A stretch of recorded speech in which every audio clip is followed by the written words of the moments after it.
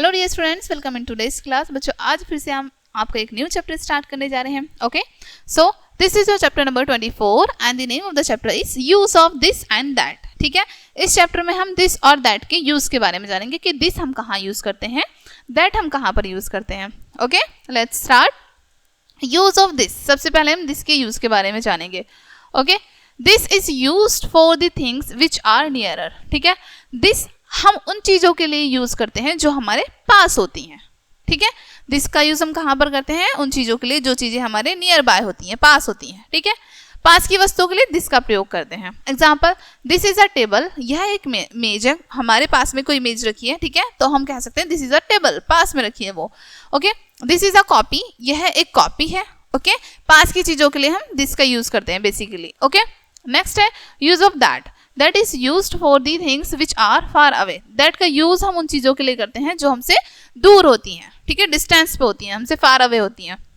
दूर की वस्तुओं के लिए दैट का प्रयोग करते हैं। जैसे दैट इज अ फाइल, कोई फाइल हमसे दूर रखी है काफी, तो हम कहेंगे दैट इज अ फाइल। ठीक है, वह एक फाइल है।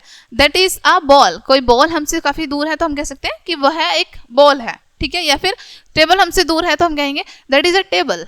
Okay, like this. दिस और दैट दोनों ही सिंगुलर प्रोनाउन है। ठीक है, दिस और दैट दोनों ही सिंगुलर प्रोनाउन है, सिंगुलर के लिए यूज करे जाते हैं। ये एक्सरसाइज में आपको दिया है, answer the following questions in yes और नो। ठीक है, आपको आंसर करना है क्वेश्चन का यस और नो में।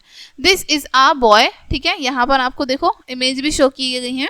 This is a boy, yes this is a boy, yes यहाँ पर बॉय है ना, तो yes this is a boy. Is that a dog. ठीक है, डॉग हमारे पास है दूर है? पास है ना।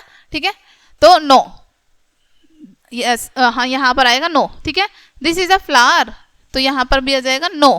ओके, यानी कि आपको कंपैरिजन करना है, हमारे पास है या दूर है चीजें। पास है तो वहां पर हमारा दिस, दूर है तो डैट, उसके अकॉर्डिंग कंपैरिजन करके आप यस और नो लिखेंगे। ओके, उसके बाद है यहाँ पर translate these sentences using this और दैट। दिस और दैट का यूज करके आपको इन सेंटेंसेस को ट्रांसलेट करना है। ठीक है, यह एक किताब है। दिस इज अ बुक, यह कुत्ता वफादार है।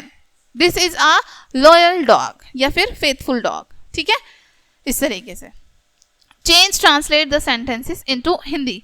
अब यहाँ पर सेंटेंसेस दिए हैं, आपको हिंदी में ट्रांसलेट करने हैं। दिस इज अ डॉग, यह एक कुत्ता है। ठीक है, इस तरीके से आप ट्रांसलेट करेंगे। ओके डियर स्टूडेंट्स, ये चैप्टर आपका यहीं पे फिनिश होता है। आई होप ये चैप्टर आपको अच्छे से समझ आया होगा। मिलते हैं नेक्स्ट वीडियो में एंड थैंक्स फॉर वॉचिंग।